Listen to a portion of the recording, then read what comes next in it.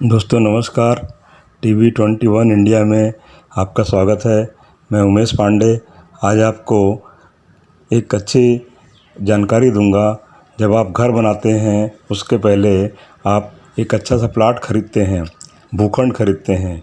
But यह भूखंड खरीदते समय आपको काफ़ी सावधानी बरतनी चाहिए, क्योंकि आजकल भूखंड के दाम काफ़ी ज़्यादा हैं और आपकी एक गलती से आपको काफ़ी नुकसान हो सकता है। तो ये वीडियो आप जरूर अंत तक बने रहिए और काफ़ी महत्वपूर्ण जानकारी मैं इसमें प्रदान करूंगा। उसके पहले आप मेरा चैनल सब्सक्राइब करें टीवी 21 इंडिया, ताकि आपको मेरे इसी तरह के वीडियो हमेशा मिलते रहें। तो दोस्तों सबसे पहले आप ये करें कि प्लाट जब आप देखने जाते हैं तो पता करें कि प्लाट की ओनरशिप किसकी है, प्लाट का मालिक कौन है। थर्ड पार्टी से तो आप प्लाट नहीं खरीद रहे हैं। एजेंट है, अगर अच्छा एजेंट है और रेपुटेशन अच्छी है तो उसके थ्रू जाएं तो भी आपको फ़ायदा मिलता है कि एजेंट आपको सही मार्गदर्शन करेगा। लेकिन अगर किसी थर्ड पार्टी का प्लाट आपने ओनर समझ के ख़रीद लिया और टाइटल क्लियर नहीं हुआ तो आपको आगे दिक्कत आ सकती है।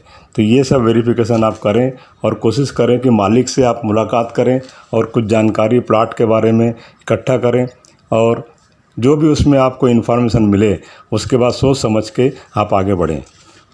दूसरा मैं आपको बताना चाहूँगा कि प्लाट चेक करें कि एग्रीकल्चर प्लाट है, कमर्शियल प्लाट है, रेसिडेंशियल है या इंडस्ट्रियल है। तो ये गवर्नमेंट, लोकल जो गवर्नमेंट है या कलेक्टर के रिकॉर्ड से आपको मालूम चलता है कि भूखंड का टाइटल किस तरह का है, वहाँ पर क्या क्या काम हो सकता है।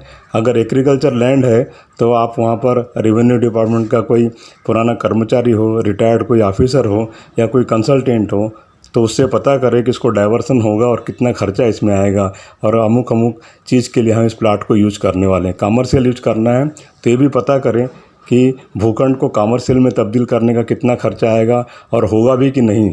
कई बार टाउन एंड कंट्री प्लानिंग की नोटिफिकेशन के हिसाब से वहाँ पर आप कमर्शियल वर्क नहीं कर सकते या इंडस्ट्रियल नहीं कर सकते हैं, सिर्फ रेजिडेंशियल ही करना होगा। तो वो आप इस टाइप का जो जोन है, जोन के हिसाब से टाउन एंड कंट्री प्लानिंग आपको अप्रूवल देता है। तो ये भी जानकारी आप इकट्ठा करें। उसके बाद मैं आपको बताऊंगा कि फॉरेस्ट लैंड का एक वो भी चेक करें कि कहीं पर उस लैंड को, फॉरेस्ट लैंड के उसमें नोटिफिकेशन में तो नहीं है, क्योंकि फॉरेस्ट लैंड है तो फिर कोई भी कन्वर्सन डाइवर्सन होना मुश्किल रहता है, बल्कि नहीं होता है, आप ऐसा समझिए। तो फॉरेस्ट लैंड की ज़मीन आप रेजिडेंशियल या कमर्शियल के लिए लेना मुश्किल है, तो उसको थोड़ा आप अवॉइड करें। इसके बाद मैं आपको बताऊंगा कि डाइवर्सन अगर आप एग्रीकल्चर लैंड कर लें, उसके बाद में खर्चा भी थोड़ा आप पता करें कि कितना खर्चा वहाँ पर आता है। अगर ज़्यादा खर्चा है तो वो भी आप उसमें टोटल लैंड के कास्ट में पकड़ के चलें। इसके बाद एक और महत्वपूर्ण पॉइंट बताता हूँ मैं। साइट का जो मेजरमेंट है, प्लाट का साइज़ है, जो आप देखते हैं जब आप ख़रीद रहे हैं, तो जो साइज़ आपको लिखा हुआ है प्लान में, तो आप साइज़ वहाँ फील्ड में जाके मेजर करें कि आपको एक्चुअल में वो प्लाट नंबर, जो प्लाट नंबर आप ख़रीद रहे हैं दिखाया है प्लान में, वो आपको उसका साइज़ उतना बराबर है कि नहीं है और डिमार्केशन किया हुआ है कि नहीं। तो साइट में ज़रूर आप जाके देखें और उसके बाद में ही आप कंफर्म करें। फिर आप अगर प्लाट आप जब खरीद लेते हैं, उसके बाद एक महत्वपूर्ण चीज़ है कि कई बार हम जाते नहीं, प्लाट का विजिट नहीं करते। आप आज हम रहते हैं कहीं और शहर में और प्लाट कहीं दूर ले लिया तो जाना हो भी नहीं पाता है। उस स्थिति में प्लाट के ऊपर में कोई कब्जा हो सकता है या प्लाट कोई दूसरा आदमी किसी तीसरे को बेच सकता है, ये सब परेशानी होती है। तो आप प्लाट लेने के बाद में तुरंत से तुरंत उसके डॉक्यूमेंट कलेक्ट करें और बाउंड्री वॉल बनाने का कोशिश करें, ताकि इसके ऊपर कोई अवैध कब्जा ना हो सके। वैसे तो अच्छा सलाह यही है कि आप 6 महीने साल भर के अंदर कंस्ट्रक्शन ही करवाएं उसके ऊपर में, अगर करना है। प्लाट अगर बेचना है तो कोई सही स्टेट एजेंट के थ्रू आप जो है अपने प्लाट को जो है नज़र हमेशा रखें, जानकारी लेते रहें कि वहाँ पर प्लाट आपका सुरक्षित रहे। उसके बाद मैं आपको बताऊँगा कि प्लाट जो है आप लेते समय डॉक्यूमेंट आपके पास में क्या क्या होने चाहिए जिस प्लाट को आप ख़रीद रहे हैं।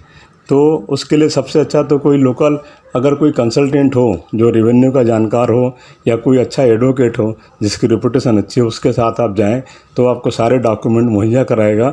उसकी नॉमिनल फ़ीस होती है 3000, 2000, 5000 और डॉक्यूमेंट आपको दे देगा। तो वो डॉक्यूमेंट आपको हमेशा आपको ऑथेंटिक रहता है और रिलायबल होता है।